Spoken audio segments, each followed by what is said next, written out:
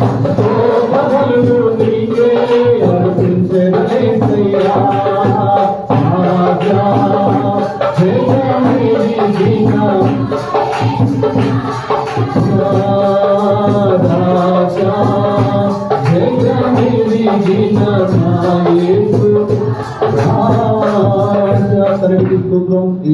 స్థలం మీది, మేము మీ వారం, ఈ సమయము మీది.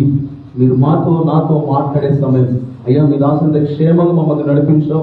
మీ దాసుని లో ఏ మాట అయితే ఉంచామో అయ్యా, ఆ మాటలన్నీ మేము విన్నట్లుగా సహాయం చేయండి. మీ దాసుని శిలోచన మరుగుపరచండి అయ్యా. నూతన బలముతో, నూతన శక్తి, నూతన జ్ఞానంతో అయ్యా నింపి మీరు మాట్లాడే మహిమ పొందుకోనండి. వినగలిగే చెవులు గురించి ఉంది, మన గురించి స్వభావం మాకు అందరికీ దయచేయమంటూ వేడుకుంటూ యేసయ్యని శ్రేష్టమైన నామములో ప్రార్థించి వేడుకుంటున్నాం తండ్రి. ఆమేన్. గణేష ప్రభువుతో నామములో మహిమపడతామా.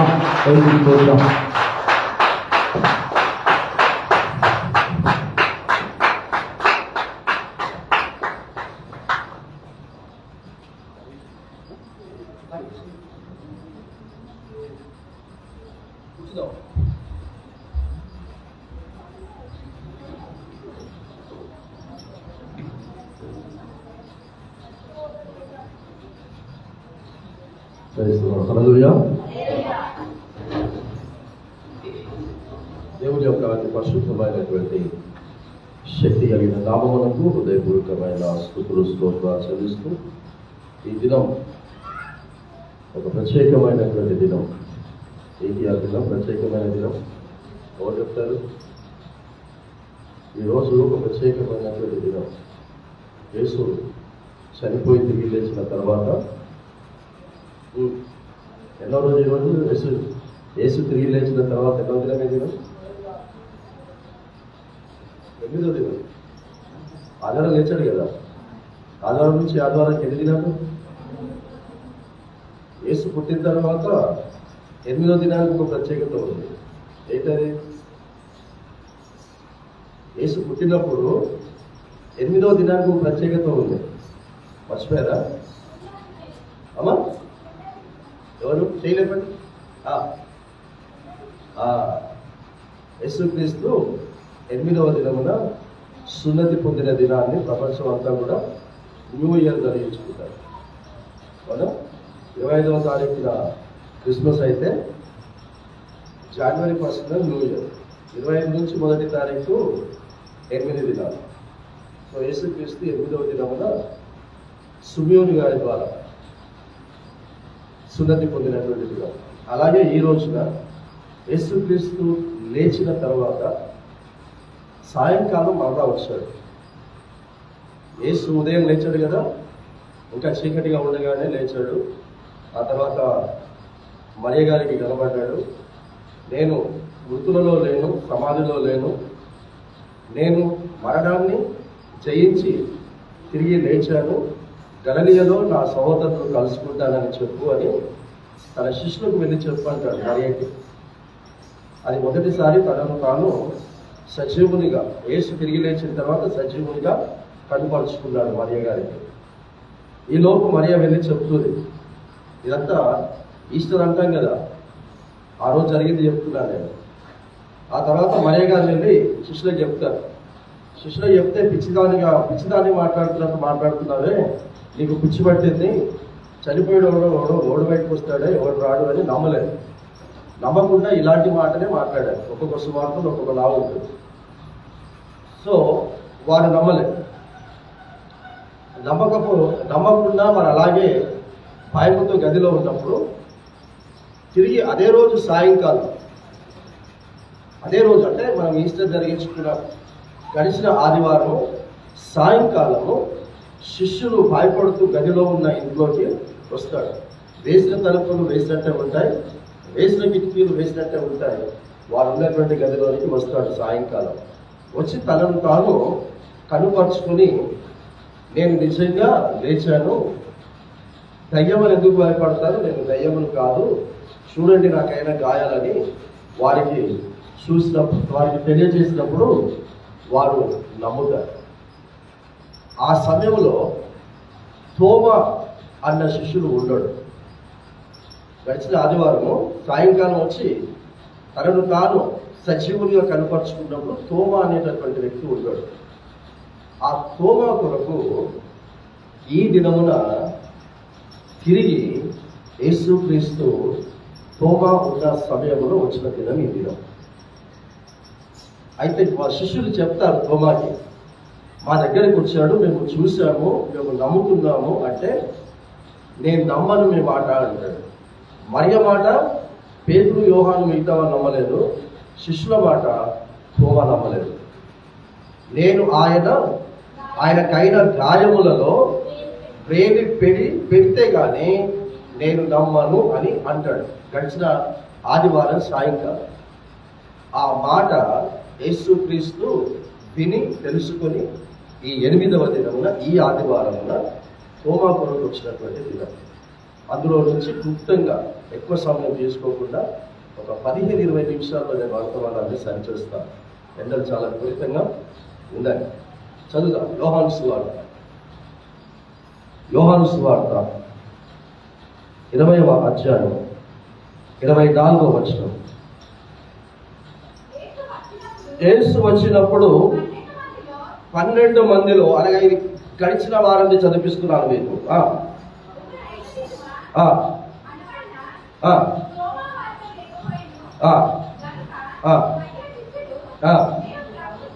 మేము ప్రభువును చూసిమని అతనితో చెప్పగా అతడు చదువుడా, నేను ఆయన చేతులలో మేకుల గుర్తును చూచి నా వ్రేడు ఆ మేకుల గుర్తులో పెట్టి నా చెయ్యి ఆయన ప్రక్కలో ఉంచితేనే కానీ నమ్మనని వారితో చెప్పాడు. ఈ తోమా గడిచిన ఆదివారము సాయంకాలం ఈ మాట చెప్పాడు. ఈ మాట చెప్తూ ఉన్నప్పుడు శిష్యులతో యేసుక్రీస్తు ప్రత్యక్షంగా లేడు.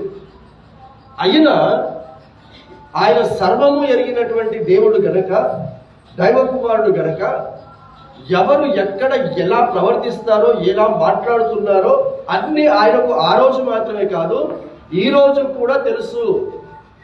ఆ రోజు తోమా శిష్యులతో మాట్లాడుతున్న మాటలు యేసు అక్కడ ఉండి విన్నాడా? చెప్పండి. వారికి కనబడుతున్నాడా? లేదు. అలాగే ఈరోజు నీ జీవితంలో ఎవరు నన్ను చూస్తున్నారులే, నేను చేసే పని ఎవరికి తెలుసులే అని అనుకోకు. నీవు నమ్మిన నీ యేసు సమస్తమును కూడా గమనిస్తూ ఉన్నాడు. అందుకే 139వ కీర్తన 2వ వచనంలో ఏమంటాడో చూడండి. 139వ కీర్తన 2వ వచనం, త్వరగా. నేను కూర్చుండుట, నేను లేచుట ఎవరికి తెలియను? నీకు అంటే ఎవరితో మాట్లాడుతున్నాడు? భార్యతో చెప్తున్నాడా? కన్నా తల్లిదండ్రులతో అంటున్నాడా? ఎవరితో అంటున్నాడు? దేవుడు చెప్పుకుంటున్నాడు. దేవా, నేను కూర్చోవటము, నేను నిలుచోవటము, నా ప్రతి కదలిక ప్రభువా నీకు తెలియదు. కాబట్టి తోమా శిష్యులతో అంటున్నటువంటి మాట ఆయనకు తెలుసుకొని ఆయన కొరకే ఈ రోజున వచ్చాడు. ఈ రోజున నీ దగ్గరికి కూడా వచ్చాడు, నిన్ను నమ్మించడానికి వచ్చాడు. అక్కడ తోమాతో చెబుతున్నటువంటి శ్రేష్టమైనటువంటి మాటలు మనము నమ్మాలి, విశ్వసించాలి.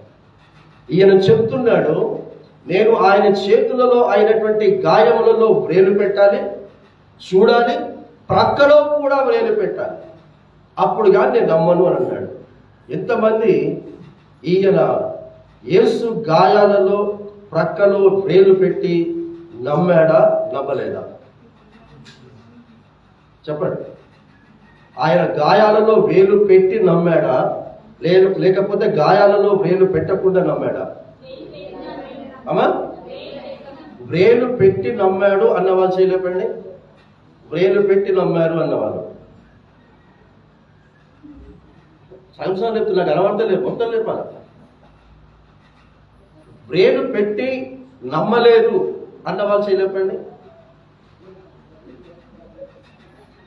వ్రేలు పెట్టి నమ్మాడు అన్నవాళ్ళు అందరు లేపారు, ఇంకొందరు లేపలేదు. అంటే వాళ్ళు ఏమంటున్నట్టు, ఇప్పుడు వ్రేలు పెట్టి నమ్మినంటే చేయలేపారు. వ్రేలు పెట్టకుండా నమ్మాడు అంటే కూడా వాళ్ళు చేయలేపుతలేరు.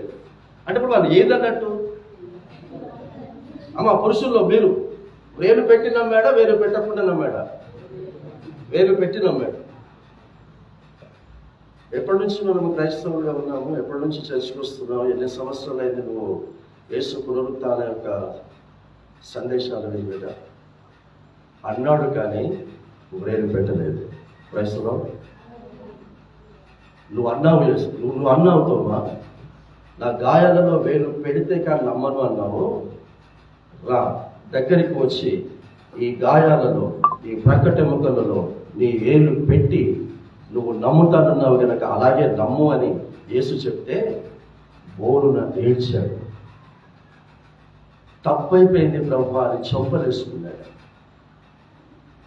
ఒక్కసారి నీకు గాయమైంది, మరలా ఆ గాయములను నేను రేపను ప్రభువా అని గాయములలో వేలు పెట్టకుండానే నమ్మాడు. పెడితే కానీ నమ్మను అన్నాడు, కానీ పెట్టకుండా నమ్మాడు. గుర్తుపెట్టుకుంటారా ఇప్పుడు? అమ్మా, గాయాలలో వేలు పెడితే కానీ నమ్మను అని అన్నాడు, కానీ వేలు పెట్టి నమ్మలేదు, చూసే నమ్మాడు. చదివిస్తాను, చదువుదాం. 26వ వచనం. 8 దినములైన తర్వాత, యేసు లేచిన తర్వాత ఎన్నో దినమమ్మా? ఈరోజు ఏం దినం అమ్మ? నువ్వు ఏం చెప్తలేవు. ఇది 7వ దినమా 8వ దినమా? 8వ దినం అంటే ఈ దినమున 8వ దినమున ఆయన శిష్యులు మరలా లోపల ఉన్నప్పుడు తోమా వారితో కూడా ఉండెను. తలుపులు మూయబడి ఉండగా యేసు వచ్చి మధ్యలో నిలిచి, మీకు సమాధానము కలుగును గాక. చదవండి. తరువాత తోమాను చూచి, నీ వ్రేలు ఇటు చాచి నా చేతులు చూడుము, నీ చెయ్యి చాచి నా ప్రక్కలో ఉంచి అవిశ్వాసివి కాక విశ్వాసివయుండుము. 8వ దినమున యేసుక్రీస్తు నోట నుండి తోమా ద్వారా ప్రపంచం మొత్తానికి చెప్తున్నటువంటి సందేశం ఏంటంటే, అవిశ్వాసులుగా ఉండకండి. Praise the lord. అవిశ్వాసులుగా ఉండకుండా విశ్వాసులుగా ఉండండి. మీకు ఇంతకుముందు కూడా డెఫినేషన్ చెప్పాను. విశ్వాసము అంటే వినుట వలన విశ్వాసము కలుగును, అది క్రీస్తు మాటలను వినుట వలన కలుగును.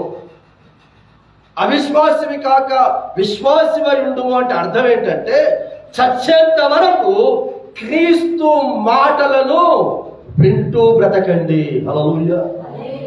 యేసు పునరుత్థాన 8వ దినమున ప్రపంచానికి, తోమా గారికి సందేశాన్ని ఇస్తూ ప్రపంచం మొత్తానికి చెప్తున్నాడు, దయచేసి మీరు క్రీస్తు మాటలను మాత్రమే వినండి. యేసు పునరుత్థాన సందేశమును మాత్రమే వినండి. లేచినటువంటి వాడు తనను తాను 40 దినాలు ఈ భూమి మీద ఉన్నాడు. 8 దినాలు మాత్రమే కాదు బెట. యేసు లేచిన తర్వాత 40 దినాలు ఉన్నాడు. యేసు చనిపోక ముందు 40 దినాలు పాటిస్తారు. ఎందుకు పాటిస్తారో నాకు తెలియదు. బైబిల్లో 40 దినాలు యేసుక్రీస్తు శ్రమల దినాలు లేవు. యేసుక్రీస్తు శిలువ శ్రమల దినాలు అసలే లేవు. ఆ యేసుక్రీస్తు శ్రమల దినాలని చెప్పుకొని 40 దినాలు ఉపవాసాలు ఉంటారు. కానీ నిజముగా 40 దినాలు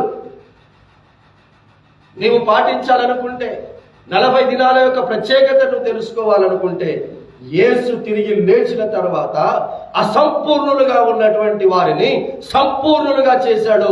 ఈ 40 దినాలలో, ఈ 40 దినాలలో జరిగినటువంటి విషయం ఏంటంటే, అసంపూర్ణులు, అవిశ్వాసులు, అల్ప విశ్వాసులను సంపూర్ణులుగాను విశ్వాసులుగా చేశాడు. యేసు చనిపోయిన తర్వాత తన శిష్యులు సంపూర్ణులా అసంపూర్ణులా? అమ్మ, యేసు లేచాడన్న విషయాన్ని నమ్మలేదు కదా, వారు సంపూర్ణ పరిశుద్ధులు అవుతారా? కాదు, అసంపూర్ణంగా ఉన్నారు, అవిశ్వాసులుగా ఉన్నారు, అల్ప విశ్వాసులుగా ఉన్నారు. ఈ 40 దినాలలో అలా ఉన్నటువంటి వారందరినీ కూడా సంపూర్ణమైనటువంటి పరిశుద్ధులుగా, యేసు కొరకు తమ జీవితాలను సైతం త్యాగం చేసేటటువంటి వారిగా తయారు చేశాడు ఈ 40 దినాలలో. కాబట్టి యేసు లేచిన తర్వాత ఈ 40 దినాలలో నువ్వేం కావాలి? ఏం కావాలి అంటే నీ కొరకు నువ్వు బ్రతికే బ్రతుకును త్యాగం చేయాలి. నీ బ్రతుకు నిన్ను నీవు పరిశుద్ధురాలిగా మార్చుకుంటూ, పరిశుద్ధునిగా మార్చుకుంటూ ఇతరులను కూడా పరిశుద్ధురాలుగా తయారు చేయాలి. అలా చేయకపోతే నిన్ను క్రైస్తవుడిగా దేవుడు చేసినందుకు, నువ్వు బాప్తిసం తీసుకున్నందుకు దేవుడు సిగ్గుపడతాడు నాన్న. క్రైస్తవం. సో దేవుడు సిగ్గుపడే ప్రసక్తిని రానివ్వకండి అని జ్ఞాపకం చేస్తూ ఉన్నారు. ఏమంటున్నారమ్మా? అవిశ్వాసవి కాక, వినండి, అవిశ్వాసవి కాక, ఎక్కడ మీకు విశ్వాసం అన్న పదం నువ్వు విన్నా చదివినా అక్కడ ఏం పెట్టుకోవాలి బేట? క్రీస్తు మాటలను నేను వినాలి. యేసు రహస్య రాకడ కొరకు నేను సిద్ధంగా ఎలా ఉండాలో తెలుసుకునే మాటలను నేను వినాలి అని అర్థం. అవిశ్వాసివి కాక విశ్వాసమై ఉండుము అనేను. అందుకు తోమా, వినండి, వ్రేలు పెట్టి నమ్మాడా, వ్రేలు పెట్టకుండా నమ్మాడా? అందుకు తోమా, నా ప్రభువా, అందుకు తోమా ఆయనతో నా ప్రభువా, నా దేవా అన్నాడంతే.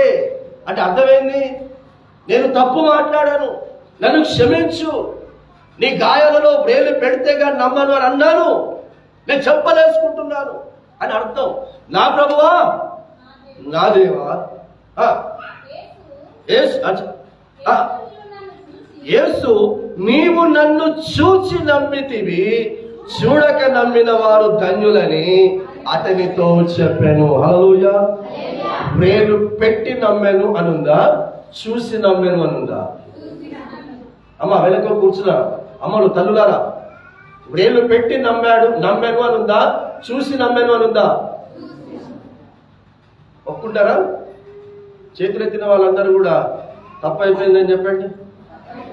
యేసయ్యా, నేను తప్పు మాట్లాడాను, అది కూడా తెలియక తప్పు మాట్లాడాను, నన్ను క్షమించు. ఎస్, మీదే కాదు, మరియ కూడా చాలా భయంకరమైన తప్పు చేసింది. చెప్పంటారా? యేసు లేచిన తర్వాత ఇంకా అప్పటికి కనబడలేదు. మరియమ్మ కనబడకపోతే ముందు పోయి ఏం చెప్పిందో తెలుసా? మరియ పోయి శిష్యులకు, యేసును ఎవరో ఎత్తుకొని పోయారు అని చెప్పింది. యేసును ఎవరో ఎత్తుకొని పోయారు అని చెప్పింది. తప్ప కాదా? నేను 3వ దినమున సమాధిలో నుంచి బయటికి వస్తానని వారికి ముందే చెప్పాడా, చెప్పలేదా?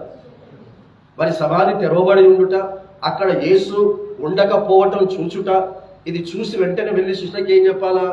ఎవరో ఎత్తుకొని పోయారని చెప్పాలా, లేకపోతే యేసు చెప్పినట్టే లేచాడు అని చెప్పాలా? అది చాలా పెద్ద తప్పు. అది ఎందుకు తెలుసా? ఎందుకు చాలా పెద్ద తప్పు తెలుసా అమ్మా? ఇదే విషయాన్ని యేసు సమాధిలో నుండి బయటికి వచ్చాడు, ఒక దూత రావటము, రాయిని పొరలించటము, భయము చేత అక్కడ కావలిగా ఉన్నటువంటి వారు, చచ్చి పడిపోయినటువంటి వాళ్ళే ఉన్నప్పుడు ఆ సంఘటన అంతా చూసినటువంటి వారు తిరిగి వెళ్ళి ప్రధాన యాజకులకు చెప్తారు, అయ్యా ఆయన చెప్పినట్టే సమాధిలో నుండి బయటకు వచ్చేసాడు అయ్యా అని ప్రధాన యాజకులు చెప్పినప్పుడు వాళ్ళతో ఏమంటారో తెలుసా?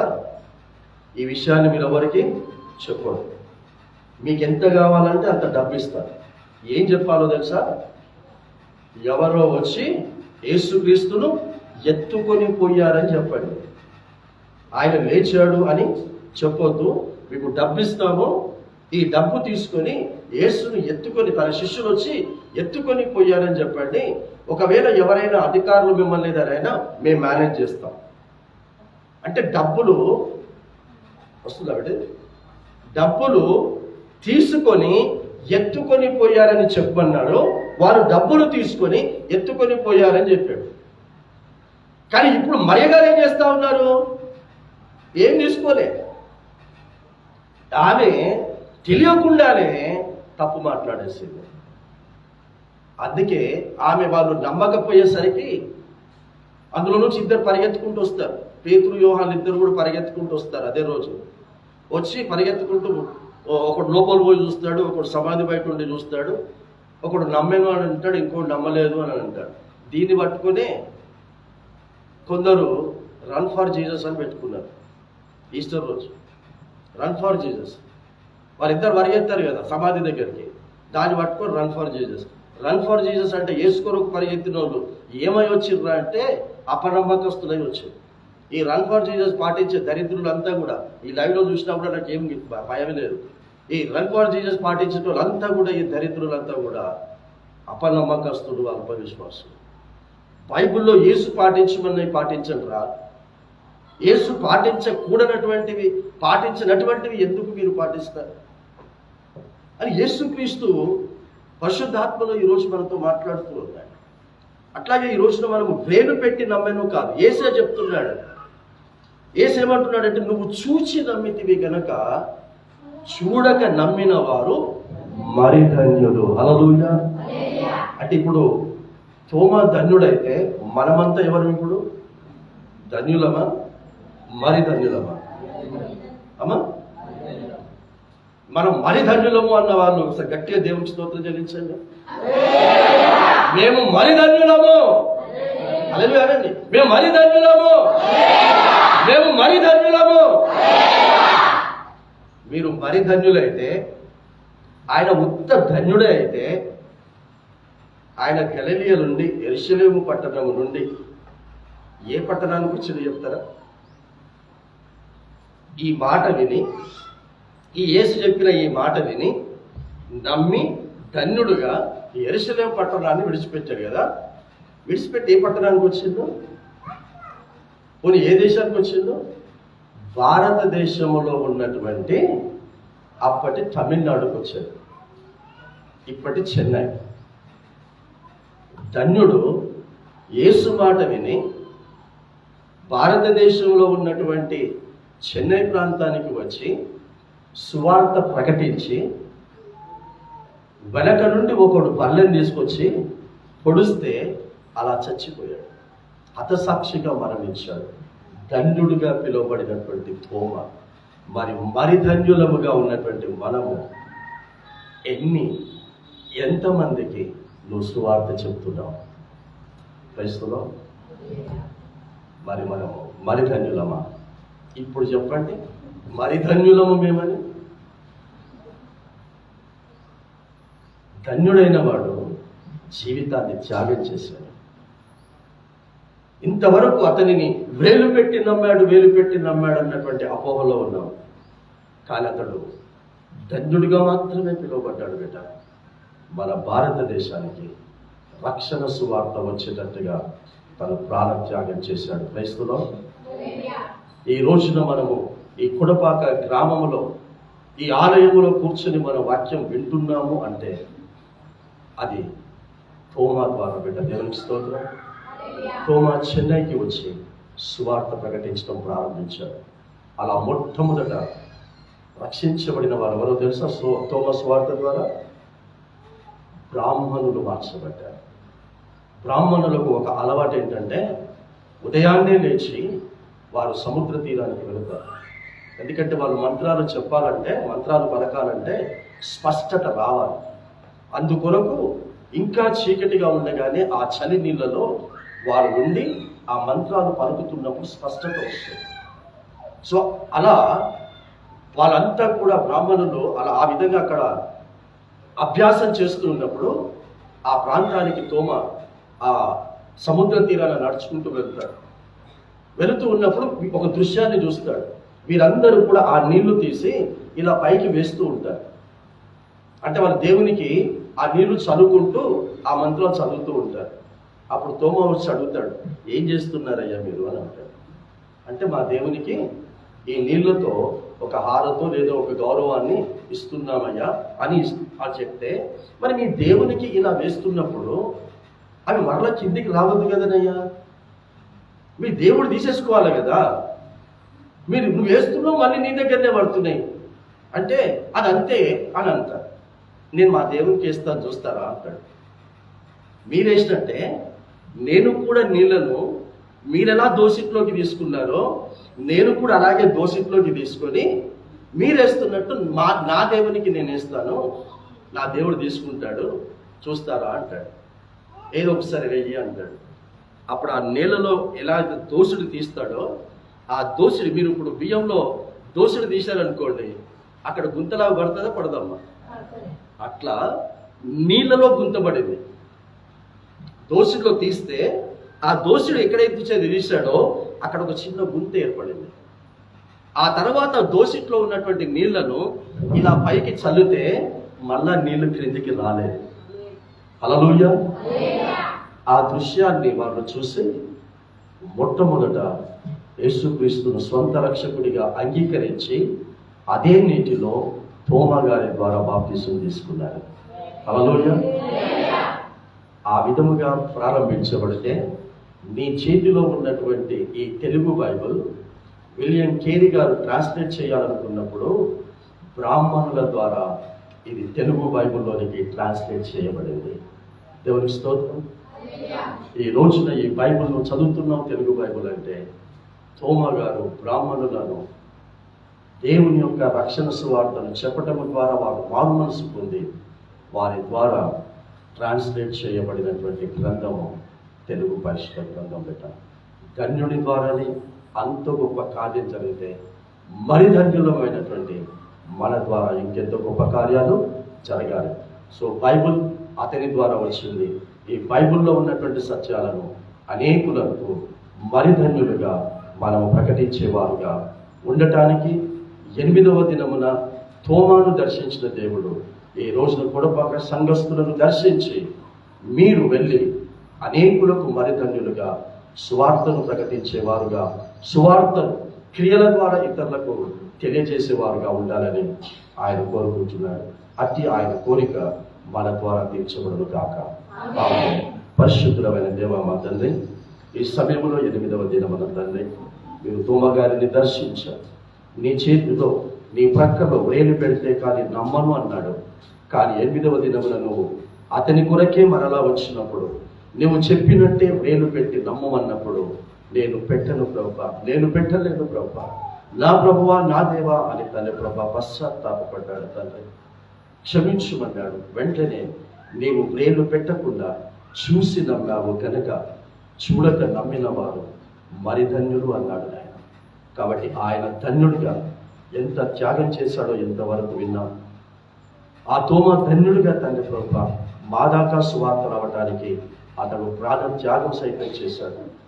మరి ధన్యులుగా ఉన్న మేము, మరి ధన్యులుగా గుర్తించబడుతున్న మేము ఏం త్యాగం చేస్తున్నామో మమ్మల్ని మేము పరీక్ష చేసుకొని ఇప్పటికైనా తోమా అంతటి గొప్ప పరిచర్య మేము చేయకపోయినా, తోమాలాగా తండ్రి ప్రభు ప్రాణ త్యాగాలు చేయలేకపోయినా, కనీసం కుటుంబస్తులకైనా ఈ పరిశుద్ధ గ్రంథ ప్రకారంగా బ్రతుకుతున్నటువంటి బ్రతుకును క్రియల ద్వారా చూపించేటటువంటి సిద్ధపాటును ప్రతి ఒక్కరికి నాకు మాకందరికీ కలిగించేయమని ప్రభువుల ఆరాధనలో ఈ ఆత్మ సహాయ నడిపింపును దయచేయమని యేసుక్రీస్తు నామమున తండ్రిని వేడుకుంటున్నాము స్వామి.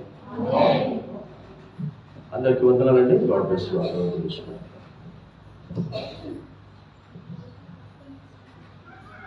దేవునికి స్తోత్రం. హల్లెలూయా. అందరూ సంతోషంగా, అందరూ సంతోషంగా ఉన్నారా? చెప్పరు. సంతోషం అంటే ఏం చెప్పాలి? దేవునికి మహిమ కలుగునుగా. ప్రభునందు ప్రియులారా, అప్పటికి ఆలస్యం బాగా వేడి ఉన్నది, కుంపడి పెట్టినట్టున్నది. కాబట్టి ప్రభువులను వెళ్ళే ముందు ఒక చిన్న మాట మీరు చెప్పి వెళ్దాం. ఓకే. దేవుని స్తోత్రం. ఒక మాట పరిశుద్ధ బైబిల్ గ్రంథంలో నేనే చెప్తాను. స్టోరీ పెద్ద అదితే ఒకసారి ఎరుషలేముకు అందరు కలిసి వెళ్తున్నారు. ఎరుషలేము దేవాలయానికి రాజులందరూ కలిసి గుర్రాల మీద, ఏనుగుల మీద, పెద్ద పెద్ద రథాల మీద వెళ్తున్నారు. అందరు వస్తున్నారు. యేసు మాత్రం ఒక గాడిద మీద వస్తున్నారు. మీరు చేసేదా పట్టలేదు? ఇప్పుడురా తిరిగిరా గుర్తు దేవుని స్తోత్రం. హల్లెలూయా. యేసు పేరిట వచ్చిన వానికి జయము కలుగును గాక. ఆ విధంగా వాళ్ళందరూ సంతోషంతో యేసే గాడిద మీద వస్తుంటే అందరూ సంతోషం ఉంటుంది. అందరూ గుర్రాల మీద, ఏనుగుల మీద, రథాల మీద వస్తే యేసయ్య మాత్రం ఒక గాడిద మీద వచ్చాడు. ఆ గాడిద వచ్చింది. ఆ గాడిద కట్టబడిన గాడిదను విప్పమని చెప్పాడు కదా. కథ చెప్పినది కానీ ఒక సింపుల్ పాయింట్ చెప్తామని ఇదంతా నేను చెప్తున్నాను.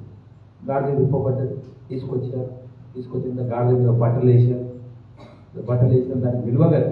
ఎప్పుడు మురికి బట్టలు మోసేది, మురికి కంపంలో తిరిగేది. అది తింటారు, అది తిన్నారుసుడే, అది లేకున్నారుసుడే. దానికి కథ గోళ గమ్మత్తు. అటువంటి దాని మీద బట్టలేసి దానికి విలువనిచ్చి దాని మీద ఏసై కూర్చున్న వెంటనే మెల్లగా పోతుంది. ముందే గాడికి నడవడానికి నడుస్తుంది, తక్కువ వస్తుంది, నడుస్తుంది. ఎప్పుడు ఎంతకాలం కొట్టుకుంటే లటాలట కొట్టుకుంటే దాన్ని చక్కగానే నడవడానికి రాదు. ఆయన దాని మీద ఏసై కూర్చున్నాడు. మెల్లగా అది వెళ్తున్నది, చాలా సంతోషం. దాని పోతుండే మధ్యలో ఏం వేశారని కింద బట్టలు పరిచారు. దేవునికి స్తోత్రం, హల్లెలూయా. ఏం వేశారండి? బట్టలు పరిచారు. బట్టలు పరవంగానే దాని అనుకున్నది, ఎక్కలేని మర్యాద నాకు ఇచ్చింది కూడా. ఈ రోజు నేను ఎంత ఘనత, బట్టలు వేస్తున్నారు అనుకుంటుంది కానీ నా మీద ఏసై కూర్చున్నాను అర్థం కాలేదు. కాబట్టి నిజంగా ఇంత ఘనత గాడిని బట్టి కాదు, గాడి మీద ఉన్న ఏసైని బట్టి గాడి ఘనత కలిగింది. దేవునికి స్తోత్రం, హల్లెలూయా. నీ మీద నువ్వు నమ్ముకున్న ఏసయ్య నీ మీద ఉంటే నీకు ఘనత కలుగుతుంది. నువ్వు ఏసయ్య నీలో లేకపోతే నీకు ఘనత రాదు. నీకు దేవుడు కూడా దేకడిపోతుంది. వాడు ఏసయ్య నీ మీద ఉండాలి.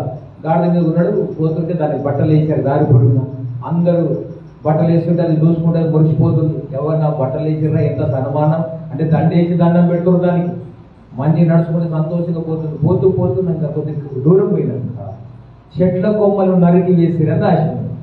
మత్తయి సువార్త 21 నేను చెప్పేదంతా. కాబట్టి చెట్ల కొమ్మలు నరికి వేసారండి. వేసిన వెంటనే ముందే బట్టల మీద, అసలు రోడ్డు మీద రంగానే నడవలేకి రాదానికి ఇక బట్టలు వేస్తే అదుగా మహిమ ఘనత అనుకొని పోతుంది. ఇప్పుడు చెట్ల కొమ్మలు నరికి అని నరకడం అంటే కనీసం దొడ్డుకుండా ఇంటి దాన్ని నరకడం అన్నారు. ఇట్లాంటి చెబుతుంది. నరికి వేసేయాలి. చెట్ల కొమ్మలు నరికింగానే దాని మీద నడవాలి.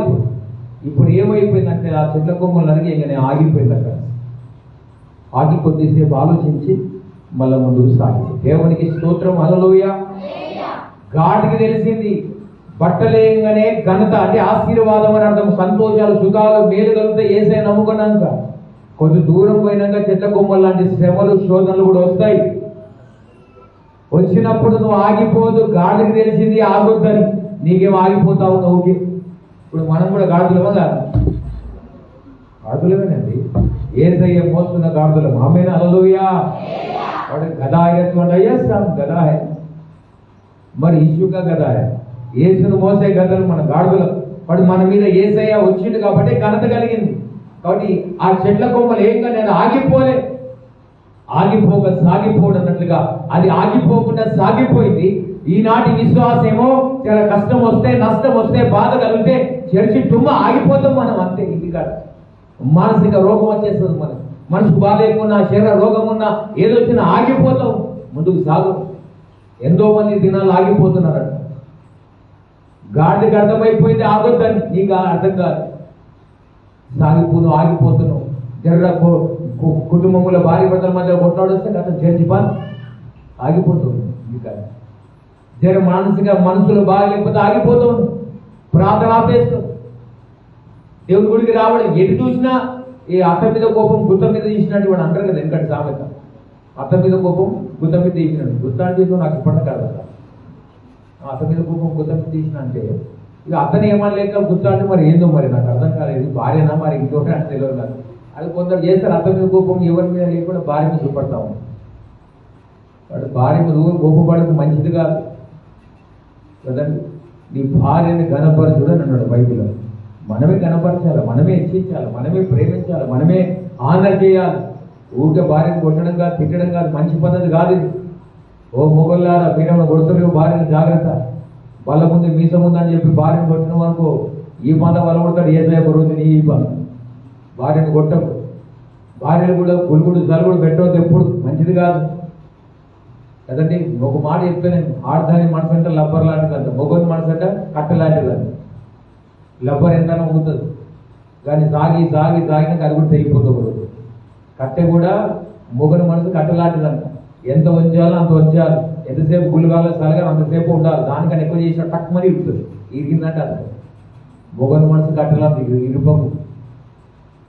ఆడది లబ్బర్ లాంటిది. కొట్టి ఏమైనా నీకే నష్టం. కొట్టాల మళ్ళీ తీసుకుపోయి హాస్పిటల్ పడాలి, లేకపోతే నీళ్ళు గొప్ప అవుతుంది. ఇల్లు కాదు, నరకం అవుతుంది. కాబట్టి జాగ్రత్త, ఆడులను ప్రేమించి గౌరవించి. కాబట్టి ఇది ఆగిపోకుండా సాగిపోయింది. నీకేమొచ్చినా గుళ్ళు ఆగిపోతావు, గుడికి రాకుండా ఆగిపోతావు, ప్రభువల్లా నీకు ఉద్యోగం మర్చిపోతావు. కాబట్టి జాగ్రత్త ప్రియ దేవుళ్ళారా, దేవుడు ఆగిపోకుండా అది సాగిపోయింది. ఏసేని కింద పడగొట్టలే. చెట్ల కొమ్మలు మోస్తూ కూడా, ఆ చెట్ల కొమ్మల మధ్య నడుస్తూ కూడా, కాలు చక్కగా నడవకున్నా కూడా ఏసేను జాగ్రత్తగా యెరూషలేము దాకా తీసుకుపోయింది. మనం కూడా మన మీద ఏసేను మనం వెళ్ళేదాకా, ఈ లోకంలో ఉన్నంత మటుకు బతికినంత కాలం యేసును మోస్తూ పరలోకం వెళ్దాం. ఆమేన్, హల్లెలూయా. పరలోకం దాకా ఏసేను తీసుకుపోలేదు. నీకు ఇచ్చిన రక్షణ, నీకు ఇచ్చిన మహిమ, నీకు ఇచ్చిన ఆధిక్యత, నీకు ఇచ్చిన ఆశీర్వాదాన్ని మోస్తూ వెళ్ళాలి. నువ్వు ఆగిపోదు ఎక్కడ అంటే ఆగిపోకుండా సాగిపోదాం. యేసయ్యను అవమానపరిచే కార్యం ఏది చేయకుండా మెల్లగా పోతూ పరలోకం దాకా వెళ్దాం. ఇది దేవుడు చెప్పే మాట. కానీ లోతు ఆగిపోలే, తోమ ఆగిపోలే. ఎక్కడో అక్కడ తెలిసిన యెరూషలేములో, ఎక్కడో బెత్లెహేములో అక్కడ యేసు శిష్యుడుగా పేరుగాంచి అక్కడికి వెళ్ళి మెల్లమెల్లగా మన భారతదేశానికి రాగలిగాడు. ఆయన మోస్తూ వచ్చిందా లేదా? ఆయన మోస్తూ రాకపోతే ఈ రోజున ఈ బైబిల్ మోసే కృప మనకు దొరకకపోతుంది. ఈ బైబిల్లో యేసే మనకు దొరకకపోతుంది. కాబట్టి తోమ మోసుకుంటూ వచ్చాడు యేసేను. ఈ దేశాన్ని నువ్వు కూడా ఎంతమందికి మోసుకుంటూ వెళ్తున్నావు? యేసే నీ దగ్గరికి, నీ బంధువుల దగ్గరికి, నీ స్నేహితుల దగ్గరికి. ఆయన నీ మీద ఉన్నంత కాలం నువ్వు మోస్తూ ఆయన ఘనపరుచుకున్నప్పుడు నీకు ఘనత కలుగుతుంది. తోమా చనిపోయాడు, చంపేశారు. కానీ ఆయన దేవదూతలు వచ్చి ఆయన రాజ్యాన్ని, పరలోక రాజ్యములో స్థానం తెరవబడ్డది. దేవుని స్తోత్రం, హల్లెలూయా. కాబట్టి ఉన్నంత ఘనతని దేవుడు ఇచ్చాడు. కాబట్టి ఈ రోజున నేను కూడా యేసేను మోస్తున్న గాడిదలం. మనం గాడిదలను గుర్తించాలి. మనం ఒక్కరోజు తెలుసు, సకదూలం కాదని తెలుసు, అయినా కూడా యేసే నీ మీద ఉన్నాడంటే దేవుని కృప. ఆయనని కింద పడకుండా, ఆయనకు అవమానం కలగకుండా, సంఘానికి ఇబ్బంది కలగకుండా మన యాత్ర సాగిద్దాం. దేవునికి స్తోత్రం.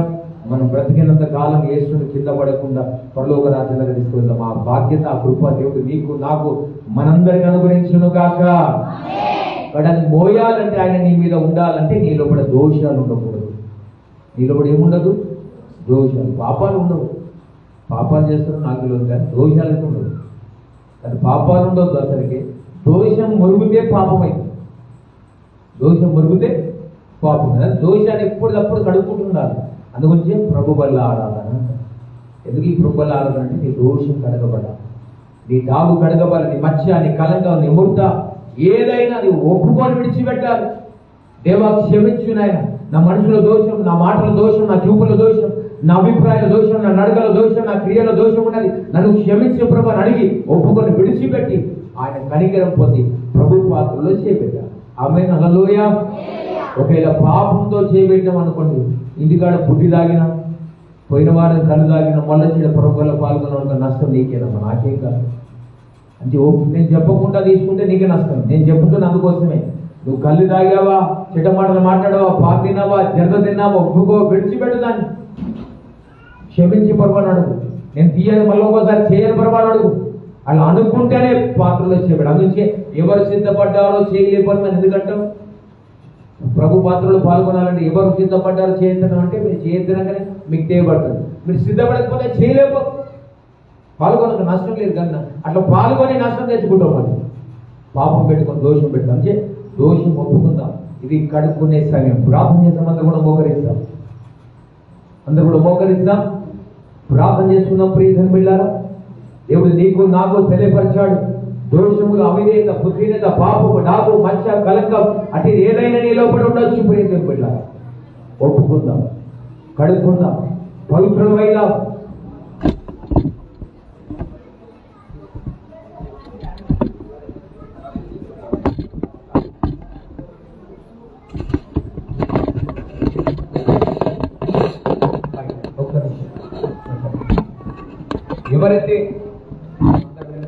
ఎవరైతే బ్యాప్టిజం తీసుకున్నారు ఒక్కసారి లేచి నిలబడండి. వారు తీసుకున్నారు బ్యాప్టిజం. అందరు కాదు, ఇవాళ కొత్తగా తీసుకున్నాము. ఎవరు కొత్తగా ఇవాళ బ్యాప్టిజం తీసుకున్న వారు ఎవరమ్మా? నువ్వా? నీ పేరమ్మా? శోభ బ్యాప్టిజం తీసుకుంది. కాబట్టి దేవుని సంఘములోనికి నేను ప్రేమతో ఆహ్వానిస్తున్నాం. అందరూ చెప్పులు కొట్టి ఆమెను ప్రేమతో ఆహ్వానిద్దాం. దేవుడు నేను దీవించును గాక. శోభ ఏదైతే నువ్వు తీర్మానం చేస్తావు ఆ తీర్మానం కట్టుబడి ఉంది బిడ్డ. పడిపోకు, పతనం కాకు, నిలబట్టు, దేవుని మీద సాక్షిగా బతుకు. ఓకేనా బిడ్డ? దేవుడు దీవించాడు. కూర్చో. నేను చెప్పిన ప్రభు బలిలో పాల్గొన్నా. అందరూ కూడా కళ్ళు మూసుకుందాం, ప్రార్థన చేసుకుందాం. తెలిసి తెలియక మనం చేసిన అవిధేయత, బుద్ధినేత, పాపం, డాగు ఏదైనా ఉంటే ఒప్పుకో. నువ్వు చేసిన పొరపాట్లు, నువ్వు చేసిన అవిధేయత, బుద్ధినేత ఏది ఉన్నా ఒప్పుకోవాలి. అందరం ఒప్పుకొని కడుక్కుందాం, పవిత్రమైదాం. ఎవరికి వారే సమాధాన పడదాం. జన సేవకుడు రావడానికి అవకాశమైన మధ్యలో ఎవరికి వారి ప్రార్థన చేసుకుందాం. కొద్ది నిమిషం, ఒక్క నిమిషం మీకు అవకాశం ఇవ్వబడుతుంది. అమ్మా సహోదరి సహోదరులారా, ప్రభు బలిలో పాల్గొనబోతున్న బిడ్డ నీవు నేను అందరం కూడా ఆలోచిద్దాం. అయ్యా నా లోపల దోషం ఉందయ్యా, నేను అపవిత్రం చేశాను, నేను పాపం చేశాను, నేను బుద్ధిహీనమైన పనులు చేశాను, నన్ను క్షమించయ్యా. నా కోసమే కలవరి భయపడి సెలవులు వేలాడయ్యా, పంచగాయాలు పొందావు. నా తల చేసిన పాపానికి నేను తలలో ముళ్ళ కిరీటం కొట్టబడ్డాను. నా కళ్ళు చేసిన చెడు చూపుల వల్లనే కళ్ళుకెళ్ళ రక్త పొట్టులు కారబడ్డాయి. నా నోరు చేసిన పాపానికి నీ నోట్లో చేతి తిరిగి కోయబడ్డాను. నా చేతులు చేసిన పాపానికి నీ చేతుల్లో మేకులు కొట్టబడ్డాయి. నా కాళ్ళ ద్వారా చేసిన పాపానికి నీ కాళ్ళలో మేకులు కొట్టబడ్డాయి. నా నిలువెల్ల శరణాలు చేసిన పాపానికి ఒకటి 40 కొండ దెబ్బలు తిన్నావు. అయ్యా నా శరణ గడుపు కోసం చేసిన పాపానికి నీ పక్కలు పళ్ళు పొట్టు కూడా పట్టదు. అయ్యా నీ రక్తంతో కడుగున్నాయి, నన్ను పవిత్రపరిచయ్యా అని అడుగుదాం. అమ్మా ప్రార్థన చేసుకో, నోరు తెరవాలి. సహోదరుడా ప్రార్థన చేసుకో. ఎవరికి వారి దేవునితో సమాధాన పడండి. మీరు త్రోవలో ఉండగానే ఇప్పుడు ఆయనతో సమాధాన పడు. లేని ఎడలా ఒప్పుకుందాం, కడుక్కుందాం, పవిత్రమైదాం, పరిశుద్ధమైదాం. ఎవరికి వారే ప్రార్థన చేసుకున్నారా? ప్రార్థన చేసి ఎవరైనా విశ్వాసులు గట్టిగా ప్రార్థన చేయగలరా? ప్రభు పాత్రలో పాల్గొనబోతున్న వారందరి కోసం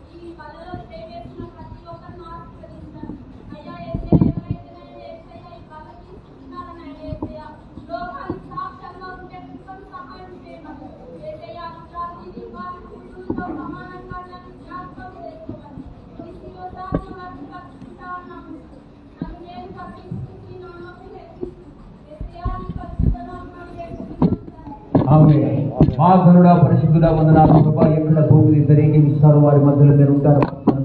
నిదాసులుగా నేను కూడా ప్రార్థన చేసిన ప్రార్థన ఆలోచించండి. మా కోసం కలువరి కొయ్యపైన 140 కొండ దెబ్బలు నాగలిసి దున్నపడిన భూమిగా చేసుకున్నాం. మా దోషములన్నీ పరిహరించి పవిత్రపరిచి పరిశుద్ధపరిచి ఈ రొట్టెను తాకని ఇది నీ దేహముగా మార్చబడును గాక.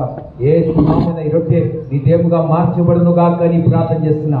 అయ్యా నా పేరిట ఏది అడిగినా చేస్తాను వాగ్దానం ఇచ్చాం. ఇది నీ దేహముగా మార్చబడాలి. అయ్యా స్తోత్రం. ఇది ద్రాక్షరసం తాకని పవిత్రపరిచి పరిశుద్ధపరిచి ఇది నీ సిలువర్తంగా మార్చబడును గాక. మా కోసం కలువరి కొయ్యపడిన సిలువలో కాచిన రక్త పొట్టు దీన్ని దారిపోతే పవిత్రమైన జలముగా మీ రకంగా దీన్ని మార్చమని ప్రార్థన చేస్తున్నాం. దీనిలో పాల్గొన్న మమ్మల్ని అందరినీ యోగ్యులుగా చేసి పవిత్రపరిచి పరిశుద్ధపరచమని నీకే స్తుతి చెల్లిస్తూ యేసు నామమున ప్రార్థిస్తూ వేడుకుంటున్నాము తండ్రి.